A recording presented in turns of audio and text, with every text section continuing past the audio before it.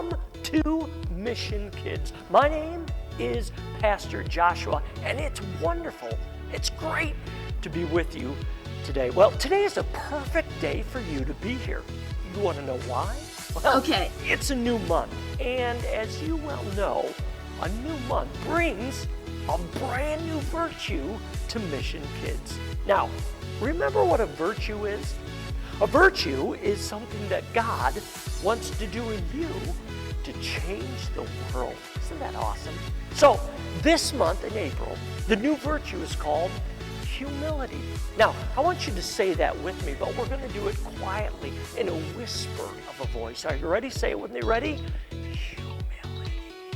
Oh, now that's not bad at all, right? Guess what? It's almost Easter. That's right. And that's a pretty big deal here at Mission Kids. Now, Jesus pretty much changed everything when he died on the cross for your sin and for mine. But then he came back to life. Amazing. Wow. It's like he turned the whole world upside down. He gave us the greatest example of humility ever. So, what is humility? Probably not a word you use a lot of, right? Humility. It's putting others first by giving up what you think you deserve. Now, I want you to say, aha, if you've ever thought you deserve something. But having humility or being humble is kind of an upside down way to live. Because, let's be honest, it's a lot easier and more common to put ourselves first, number one. But Jesus came and he flipped that whole notion on its head. He flipped it right around. Jesus showed us what it looks like to put others first. Jesus came to serve, not to be served. It's game time, everybody. You dance, juggle, or flip sideways. Maybe you can breathe through your eyes or suck spaghetti through your nose. It's about to get really weird because we are about to play a game we call Got Talent.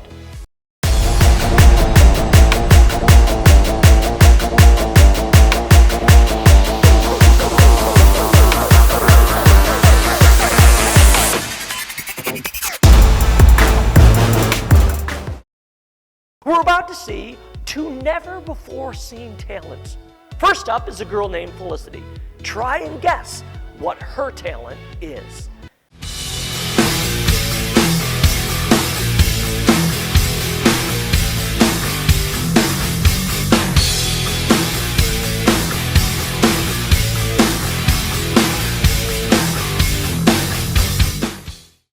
That might have been the greatest thing I've ever seen.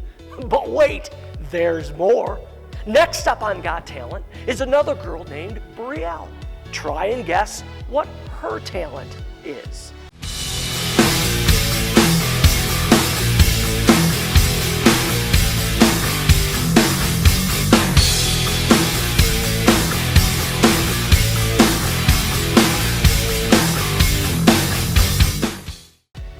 Oh my! You can only see this on Got Talent at Mission Kids. But now it's your turn. That's right. Can you dance, juggle, or flip sideways? Maybe you can breathe through your eyes or suck spaghetti through your nose. Or turn your head all the way around without it falling off. Oh, don't try that at home. Here's how it's going to work. This week on our Mission Kids Facebook page, with your parents' permission, you can post a video of your spectacular, magnificent, unbelievable, and out of this world crazy talent. The winner will receive toilet paper. Ah!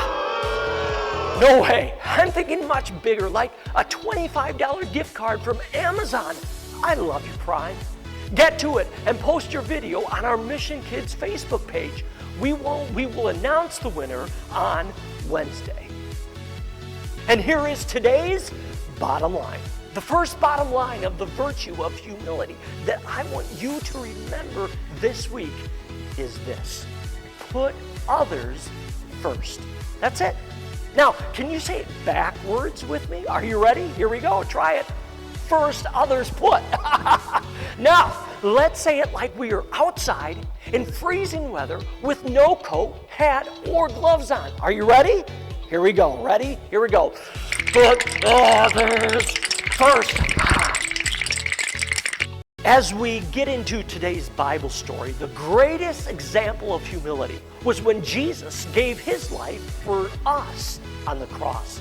People were following Jesus everywhere, wanting to hear his teaching or experience the miracles and the healings that he was doing. But the religious leaders were plotting to silence Jesus once and for all. On the Sunday before the Feast of Passover, Jesus entered Jerusalem. Crowds of people were there to cheer for him. In Matthew 21, verse 9, Judas was going behind Jesus' back and meeting with the religious leaders. Now, he agreed to turn Jesus over to them for 30 pieces of silver, a lot of money. Jesus knew about Judas's plans, but he also knew that he had to go through this because it was God's plan. He gathered his closest friends so they could celebrate the Passover meal together.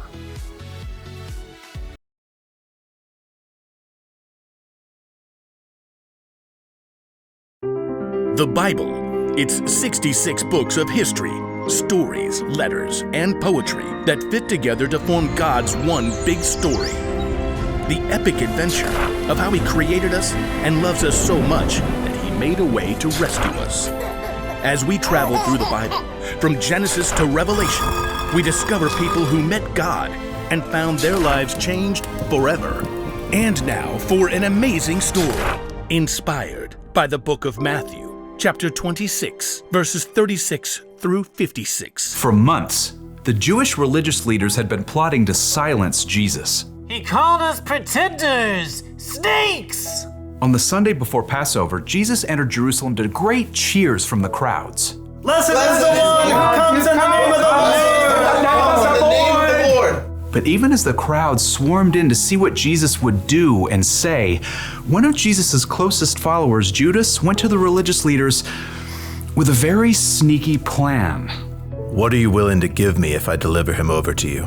How about a cool 30 pieces of silver? Jesus knew these plans, but he also knew that his mission was to face those who hated him and let them take him without defending himself. He prepared his closest friends for this during a Passover meal, and then afterwards led them out of the city toward the Mount of Olives. Judas had already left them. In a little while, you will no longer see me. Then after a little while, you will see me. I came from the Father and entered the world. Now I am leaving the world and going back to the Father. The air cooled as the evening darkened. This very night, you will all turn away because of me. Peter, the most outspoken of Jesus' friends, quickened his step and tightened his hand on the sword he was carrying. All the others may turn away because of you, but I never will. What I'm about to tell you is true. It will happen tonight. Before the rooster crows, you will say 3 times that you don't know me. I may have to die with you, but I will never say I don't know you. Me too. Same. By the time Jesus and his friends reached the Garden of Gethsemane, they were exhausted. Sit here while I go over there and pray. As the other disciples settled in on the cold, rough ground, Jesus took Peter, James, and John along with him to a grove of ancient olive trees. The weight of what was coming pressed down on him. My soul is very sad. I feel close to death. Stay here. Keep watch with me. We're here for you. We got this. Prayers. The 3 friends found seats among the knotted tree roots, and Jesus went on a little further. Then suddenly, he fell down on the ground, face first into the dirt. Words poured out from deep inside. My Father, if it is possible, take this cup of suffering away from me. But let what you want be done, not what I want. After a short time, Jesus returned to his friends. They had all fallen into restless sleep. Jesus touched Peter's arm.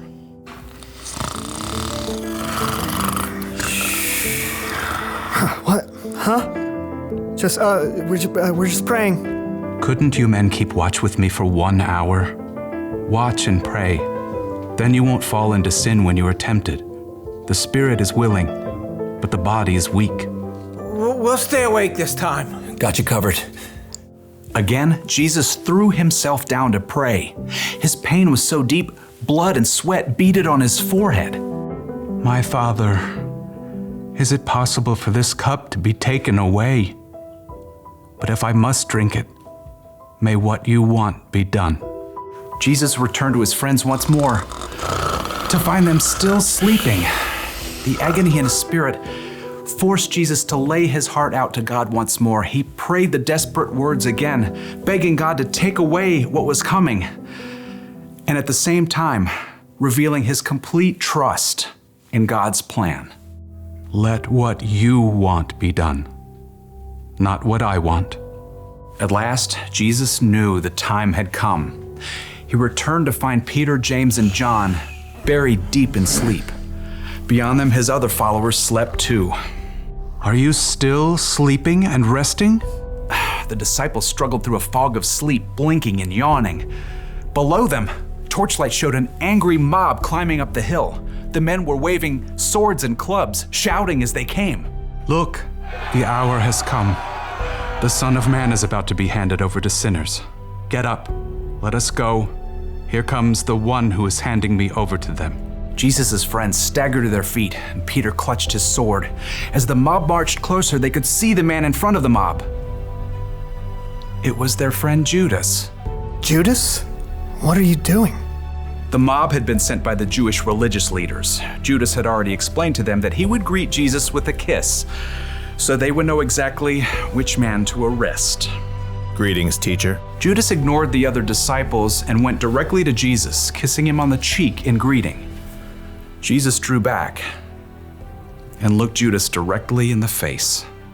Friend, do what you came to do. The mob surged forward as the disciples just stood there, frozen and confused. As men grabbed Jesus, Peter suddenly sprang to life, awkwardly drawing his sword. Should we use our swords? Peter didn't wait for an answer, but he struck out wildly. His blade sliced right through the ear of the high priest's servant. Oh! Stop this! Jesus touched the servant's ear. Immediately, he was healed. Put your sword back in its place. Do you think I can't ask my Father for help? He would send an army of more than 70,000 angels right away. But then how would the scriptures come true? They say it must happen in this way.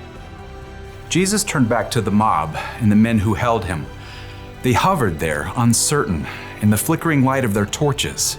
Am I leading a band of armed men against you? Do you have to come out with swords and clubs to capture me? Every day I sat in the temple courtyard teaching, and you didn't arrest me. But all this has happened so that the words of the prophets would come true. No one could respond to Jesus. Instead, they arrested him and led him away. And his friends who said they'd be with him through anything ran away. Jesus made the choice that would bring life to everyone, but that would cost him everything.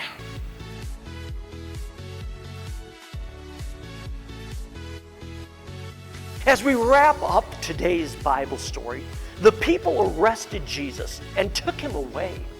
Jesus' friends ran away. Jesus had chosen a path of humility that would bring life for everyone, but one that would cost him everything. When Jesus was praying, he asked if it could all go away. But in the end, he gave up what he wanted for the sake of God's bigger plan. He chose to put you and me first when he allowed himself to be arrested, and eventually when he died on the cross for your sin and for mine. Jesus put us first. Now we can choose to follow his example today. Here is this month's memory verse, and it says this: don't do anything only to get ahead. Don't do it because you are proud. Instead, be humble. Value others more than yourselves. That's found in Philippians chapter 2, verse 3. Now, did you spot the word in the verse that is our virtue this month? What's the word? And how many times does that word humble appear in today's verse? It's family talk time. How can you put others first this week? Take some time as a family to chat about the questions that will come up on the family talk screen in just a moment.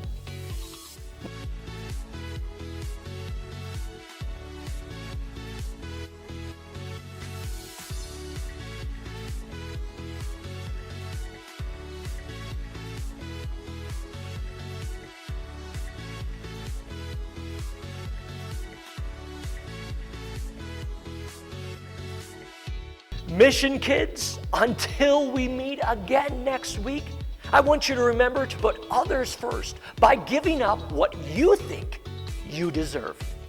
Until next Sunday, see you next time.